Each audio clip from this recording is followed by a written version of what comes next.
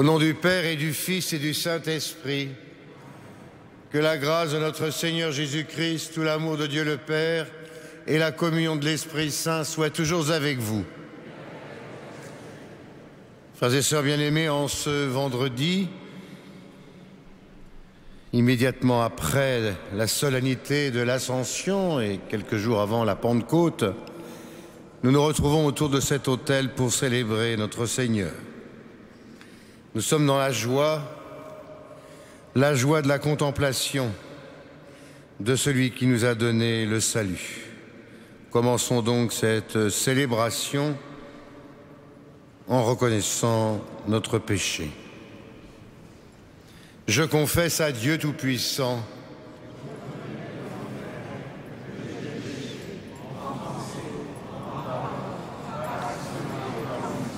oui, j'ai vraiment péché. C'est pourquoi je supplie la Vierge Marie, les anges et tous les saints, vous aussi, de prier pour moi.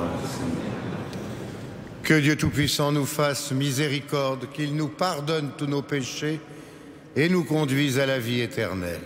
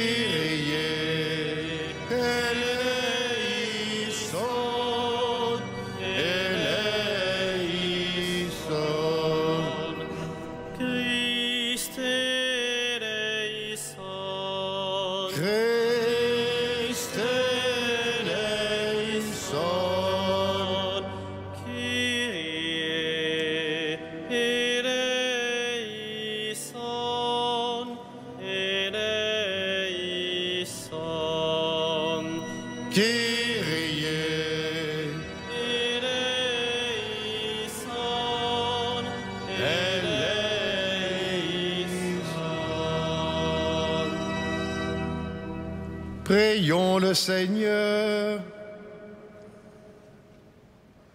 Tu nous recrées, Seigneur, pour la vie éternelle, dans la résurrection de notre Sauveur, qui règne désormais auprès de toi. Dirige nos cœurs vers sa gloire, afin qu'au jour où il viendra de nouveau, ce que tu as fait renaître par le baptême soit revêtu de sa lumière impérissable. Par Jésus le Christ, notre Seigneur.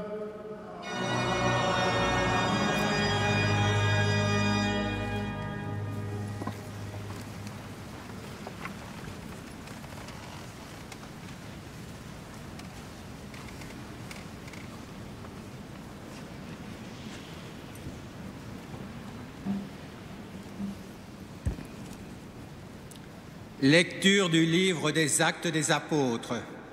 À Corinthe, une nuit, Paul eut une vision.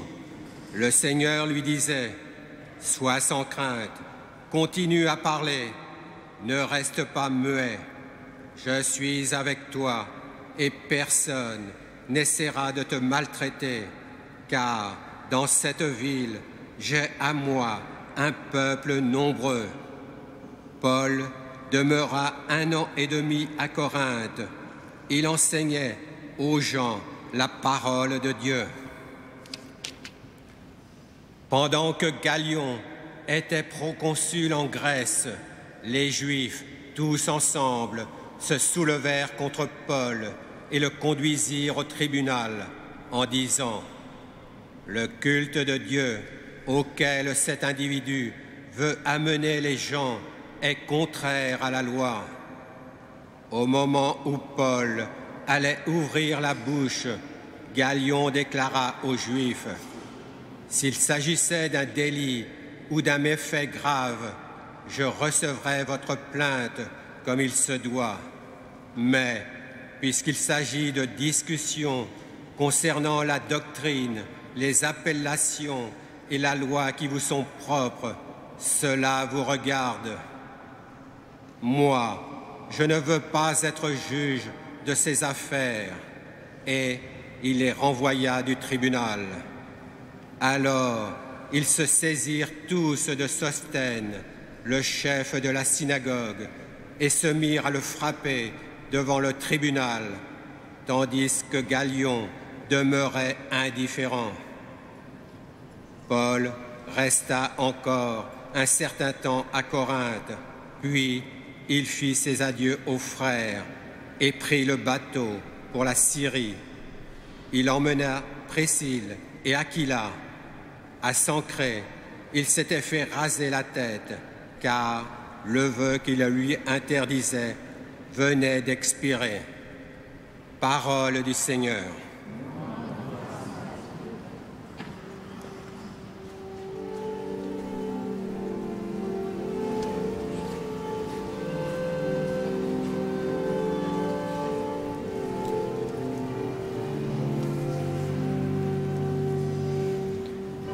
Louange à toi, Seigneur, roi d'éternelle gloire.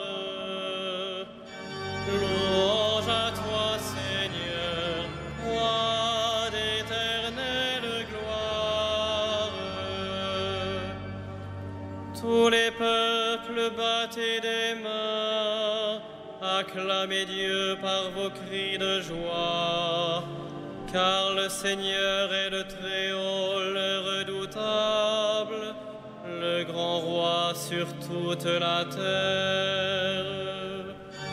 Louange à toi, Seigneur, roi d'éternelle gloire. C'est lui qui nous soumet des nations, qui tient des peuples sous nos pieds. Il choisit pour nous l'héritage, fierté de Jacob, son bien-aimé.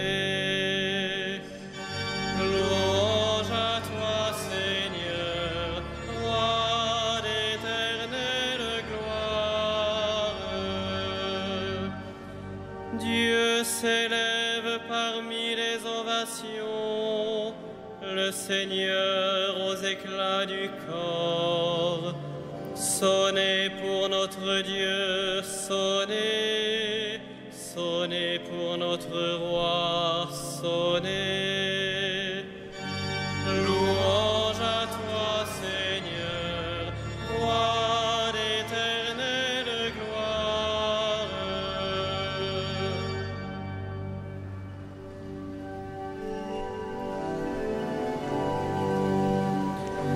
Alléluia, Alléluia, Alléluia, Alléluia,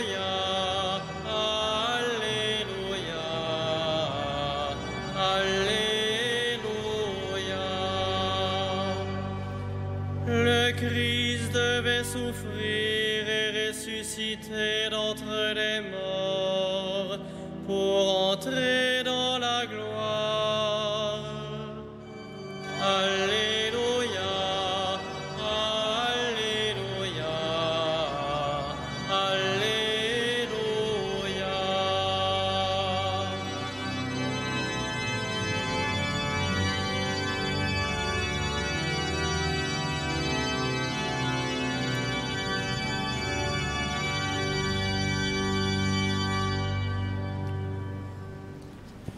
Le Seigneur soit avec vous.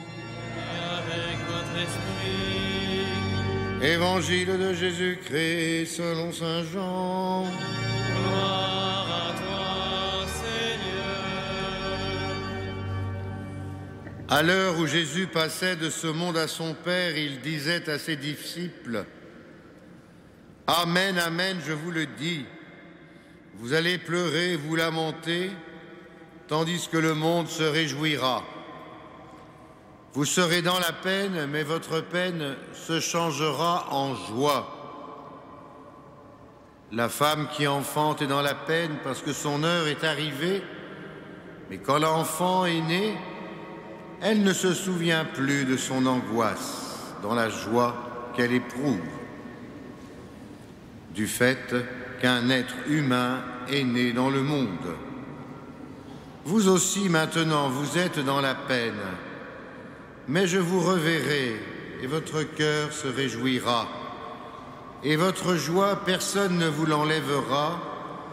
En ce jour-là, vous n'aurez plus à m'interroger.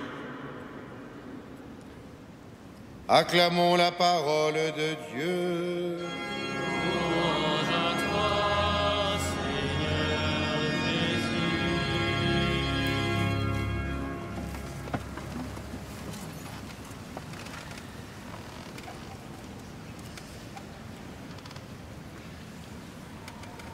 Quoi de plus beau, frères et sœurs, que cette comparaison que le Christ emprunte à la femme qui va mettre au monde et que Saint Jean nous rapporte pour nous expliquer au moment où Jésus arrive à la fin de sa mission,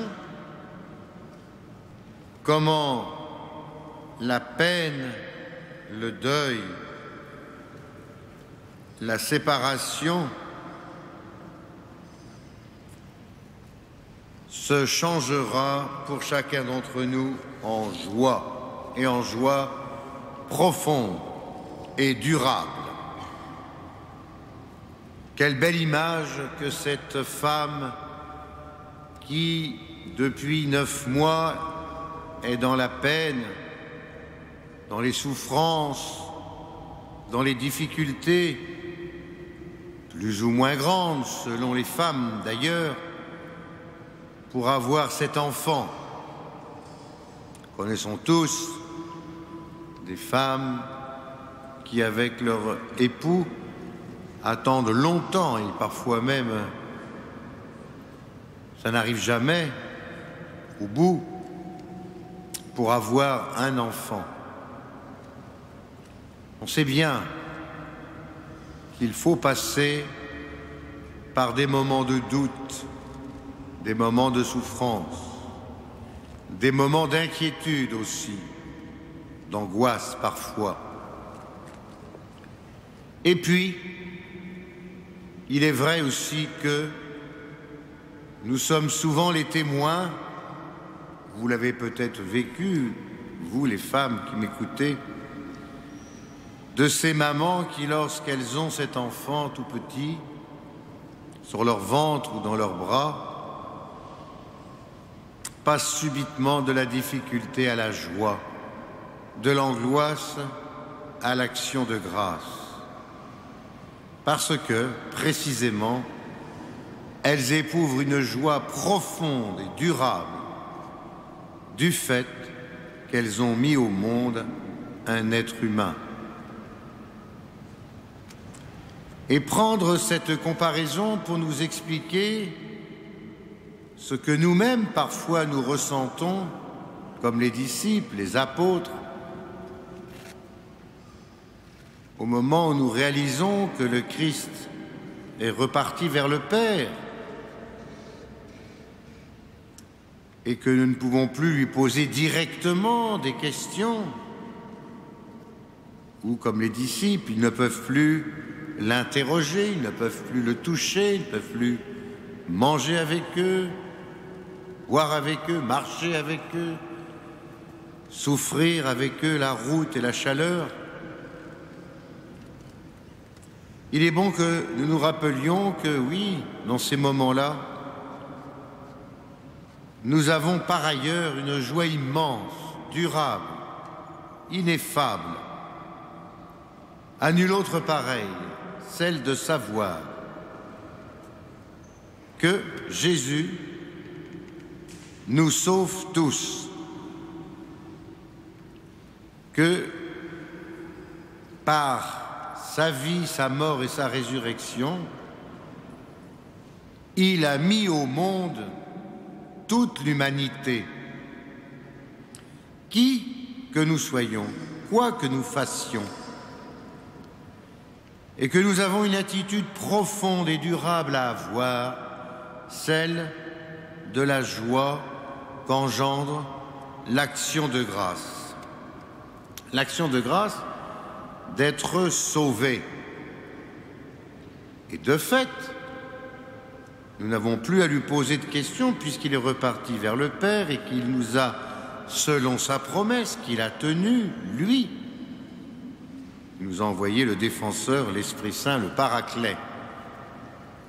La seule question qu'il nous faut nous poser au milieu de notre action de grâce, c'est est-ce que devant cette action de grâce, cette joie durable que nous tenons du Christ, est-ce que nous nous interrogeons sur ce que nous faisons pour nous mettre à la disposition de la volonté du Père, du Fils, et sous l'impulsion de l'Esprit Saint? Est-ce que nous conduisons notre vie comme si nous nous recevions du Père et comme si notre attitude, notre volonté, nos choix étaient pour faire la volonté du Père? Est-ce que nous nous interrogeons nous-mêmes pour savoir qu'est-ce qui passe en premier? Mon intérêt, ma gloire, les honneurs, de briller. Si on brille aux yeux des hommes, vous savez, ça ne dure pas longtemps, habituellement. Ou bien, est-ce que ce qui nous passionne, c'est de faire que le Christ, aujourd'hui, dans le monde, brille, rayonne, et que nous témoignons de son rayonnement, de sa volonté de salut, de son amour pour les hommes? Est-ce que cette joie nous envahit à ce point d'être contagieux de la joie? Est-ce que l'action de grâce nous habite à ce point pour être contagieux de l'action de grâce? Est-ce que la conscience du salut nous habite à ce point que nous sachions rendre compte à nos frères de ce salut qui nous est donné à chaque instant, chaque jour? Ce n'est pas un vœu pieux ce que je dis, c'est le mouvement même dans lequel toute l'humanité a été prise une fois pour toutes par la mort-résurrection du Christ. Le mouvement même d'amour que le Père a pour ses créatures, pour les hommes qu'il a créés et pour la vie qu'il a donnée. Cette vie qui doit être préservée du début jusqu'à la fin, nous rappelle à temps et à contre-temps le pape François. Alors, au moment où se retrouvent 15 000 Français chrétiens à Lourdes pour réfléchir et agir, pour qu'il y ait plus de générosité, plus de charité, surtout envers les plus pauvres dans notre Église, parce que nous-mêmes, nous sommes capables, à l'unisson avec nos évêques, nos prêtres, nos communautés chrétiennes, le pape, nous sommes capables de transmettre cette bonne nouvelle, y compris aux plus pauvres, qui l'attendent, et eux l'attendent par des actes précis dans leur vie précise. Demandons au Seigneur d'être ces contagieux de la joie, d'être ces contagieux de l'action de grâce, parce que précisément nous répondons à son appel et nous avons découvert une fois de plus dans nos vies l'amour dont nous sommes aimés par le Père. Amen.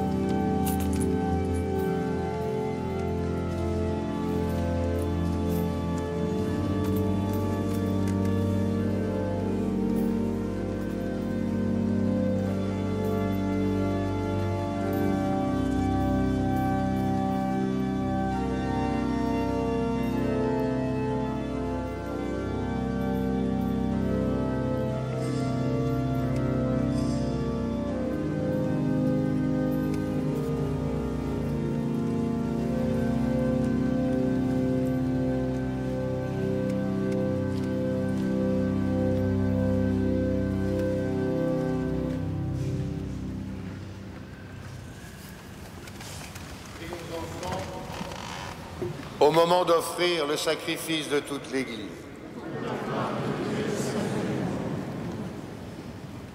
Reçois avec bonté, Seigneur, les offrandes de ton peuple.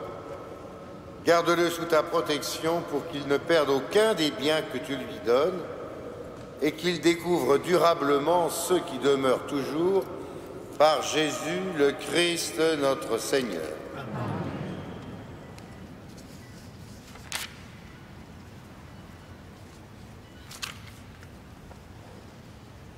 Le Seigneur soit avec vous. Avec votre esprit, Élevons notre cœur. nous nous tournons vers le Seigneur. Rendons grâce au Seigneur notre Dieu. Cela est juste et bon. Vraiment, il est juste et bon de te rendre gloire, de t'offrir notre action de grâce, toujours et en tout lieu. À toi, Père très saint, Dieu éternel et tout-puissant, car le Seigneur Jésus, vainqueur du péché et de la mort, est aujourd'hui ce roi de gloire, devant qui s'émerveillent les anges, et il s'élève au plus haut des cieux. Il est le juge du monde et le Seigneur des seigneurs, seul médiateur entre Dieu et les hommes. Il ne s'évade pas de notre condition humaine, mais en entrant la première dans le royaume, il donne au monde de son corps l'espérance de le rejoindre un jour. Et c'est pourquoi le peuple des baptisés, rayonnant de la joie pascale, exulte par toute la terre, tandis que les anges dans le ciel chantent sans fin l'hymne de ta gloire.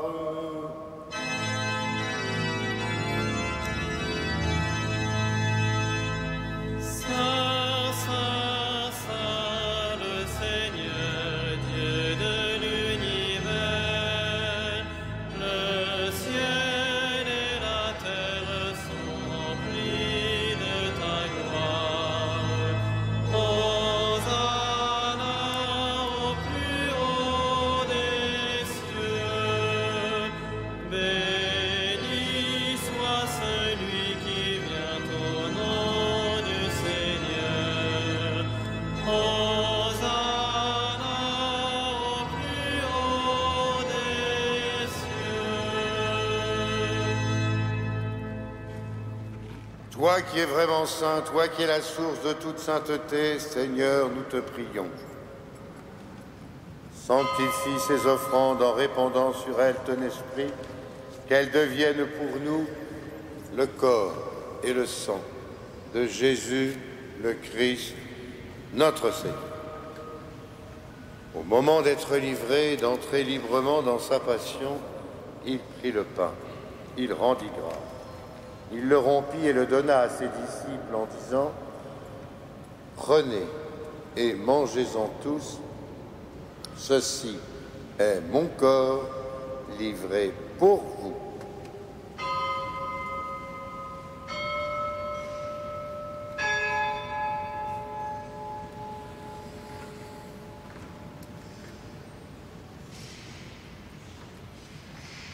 De même, à la fin du repas, il prit la coupe. De nouveau, il rendit grâce et la donna à ses disciples en disant : « Prenez et buvez-en tous, car ceci est la coupe de mon sang, le sang de l'alliance nouvelle et éternelle, qui sera livré pour vous et pour la multitude en rémission des péchés. Vous ferez cela en mémoire de moi. »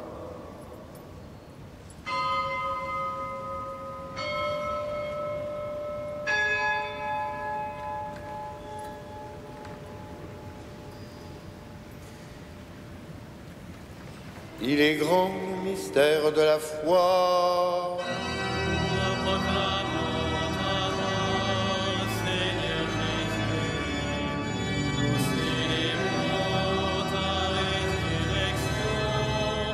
Nous attendons ta venue dans la gloire. Faisant ici mémoire de la mort et de la résurrection de ton Fils, nous t'offrons, Seigneur, le pain de la vie et la coupe du salut, et nous te rendons grâce car tu nous as choisis pour servir en ta présence. Humblement, nous te demandons qu'en ayant part au corps et au sang du Christ, nous soyons rassemblés par l'Esprit Saint en un seul corps. Souviens-toi, Seigneur, de ton Église répandue à travers le monde. Fais-la grandir dans ta charité avec le pape François, notre évêque André, ses auxiliaires, tous ceux qui ont la charge de ton peuple. Souviens-toi aussi de nos frères qui se sont endormis dans l'espérance de la résurrection, de Marie qui nous est confiée ce soir, de tous les hommes qui ont quitté cette vie. Reçois-les dans ta lumière auprès de toi. Sur nous tous, enfin, nous implorons ta bonté. Permets qu'avec la Vierge Marie, la bienheureuse Mère de Dieu, avec les anges et tous les saints, avec les apôtres et Saint Denis qui ont vécu dans ton amitié, nous ayons part à la vie éternelle, que nous chantions ta louange par Jésus le Christ, ton Fils bien-aimé. Par lui, avec lui et en lui. À toi, Dieu le Père Tout-Puissant, dans l'unité du Saint-Esprit. Tout honneur et toute gloire pour les siècles des siècles.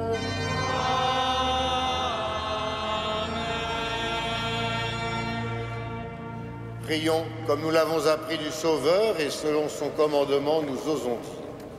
Notre Père,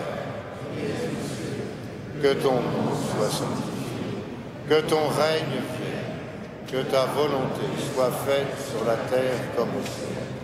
Donne-nous aujourd'hui notre pain de ce jour.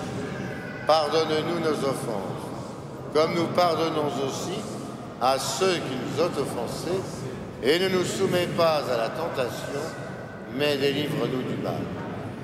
Délivre-nous de tout mal, Seigneur, donne la paix à notre temps. Par ta miséricorde, libère-nous du péché, rassure-nous devant les épreuves en cette vie, où nous espérons le bonheur que tu promets, l'avènement de Jésus, le Christ, notre Sauveur.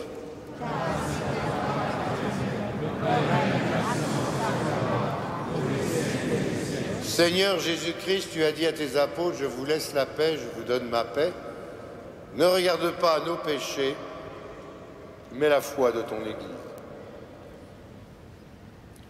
Pour que ta volonté s'accomplisse, donne-lui toujours cette paix. Conduis-la vers l'unité parfaite, toi qui règnes pour les siècles des siècles. Et que la paix du Seigneur soit toujours avec vous. Frères et sœurs, dans la charité du Christ, donnons-nous un signe de paix.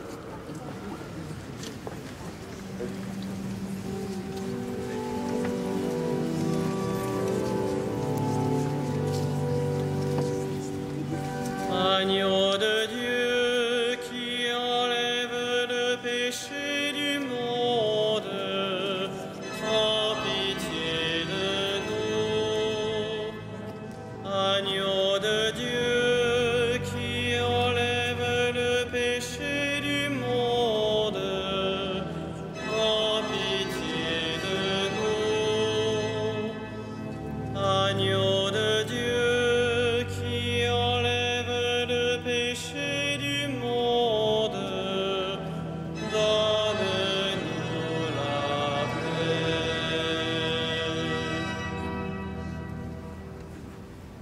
Heureux sommes-nous d'être ce soir, une fois de plus, et comme la multitude, les invités au repas du Seigneur. Voici Jésus, voici l'agneau de Dieu, celui qui enlève le péché du monde. Seigneur,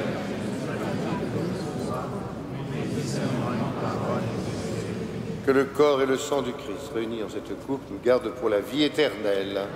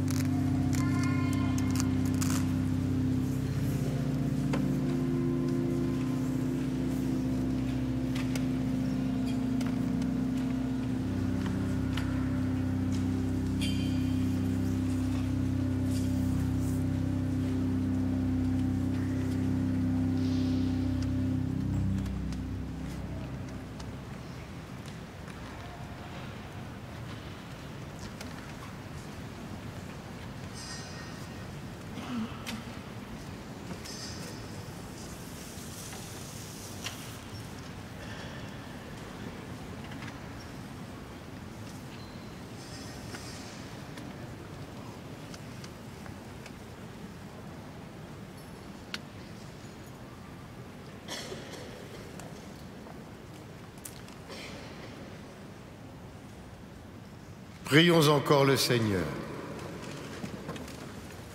Ne cesse pas de protéger avec amour, Seigneur, ceux que tu as sauvés. La passion et les souffrances de ton Fils les a rachetés. Qu'ils mettent leur joie dans sa résurrection, lui qui vit et règne avec toi dans l'unité de l'Esprit Saint pour les siècles des siècles. Frères et sœurs, nous allons maintenant vivre ce moment de vénération, d'ostension de la Sainte Couronne d'Épines. Qu'elle nous soit l'occasion de toucher de plus près encore la manière dont le Christ a vécu sa vie, sa prédication, sa passion et sa mort, et aussi sa résurrection pour notre salut.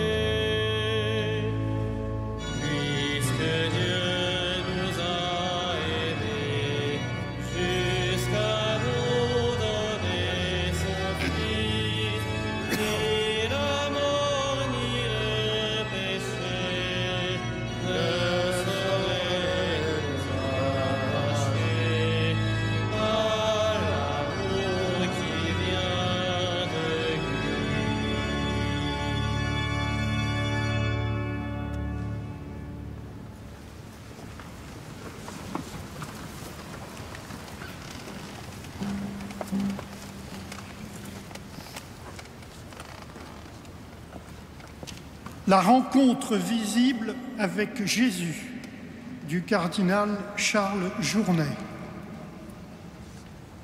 Le mystère de leur rencontre visible avec Jésus élargit comme à l'infini les gestes et les paroles des saints de l'Évangile. Il leur confère une vertu secrète, une ferveur contagieuse, une puissance de rayonnement que l'Église désormais ne pourra plus oublier. Les quelques traits de leur vie qui nous sont rappelés dans l'Évangile continueront de briller comme des soleils dans la nuit du monde et de nos cœurs. Ils forment comme les premières ondes d'une adoration qui se perpétuera tant que durera notre vie dans l'espace et le temps. À la question de Jésus aux disciples, « Et vous, qui dites-vous que je suis ?» Il se trouvera toujours des âmes jusqu'à la fin du monde pour répondre avec Simon-Pierre, fils de Jonas, « Tu es le Christ, fils du Dieu vivant ». À la nouvelle question posée aux 12, « Voulez-vous, vous aussi, me quitter ?» Toujours aussi notre foi répondra encore avec Simon-Pierre, « Seigneur, à qui irions-nous ? Tu as les paroles de la vie éternelle. » De la femme qui brise son vase de parfum à Béthanie, chez Simon le lépreux, le mot de Jésus demeurera toujours vrai. En vérité, je vous le dis, partout où sera proclamée la bonne nouvelle dans le monde entier, on redira aussi à sa mémoire ce qu'elle vient de faire. À Jésus, appelant par son nom chacune de ses brebis, comme au matin de Pâques, il appelle par son nom Marie de Magdala, l'Église toujours répondra, portée par le même élan, Rabouni, Maître. Toujours retentira à d'étranges profondeurs, dans nos oreilles et dans notre cœur, le cri du disciple bien-aimé, reconnaissant soudain sur le rivage du lac de Tibériade son Maître ressuscité. C'est le Seigneur. Et toujours aussi l'humble adoration de l'apôtre Thomas, mon Seigneur et mon Dieu.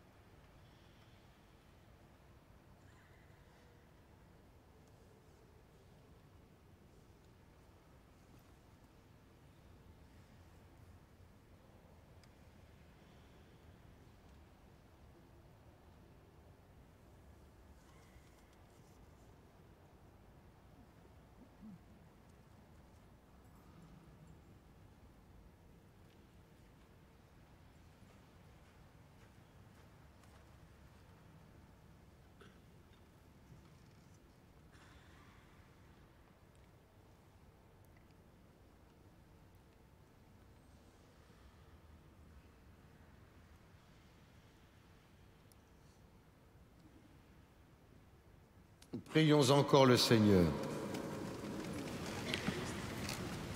Aujourd'hui, Dieu notre Père, tu nous ouvres la vie éternelle par la victoire de ton Fils sur la mort, et nous fêtons sa résurrection. Que ton Esprit fasse de nous des hommes nouveaux pour que nous ressuscitions avec le Christ dans la lumière de la vie par Jésus, le Christ, notre Seigneur.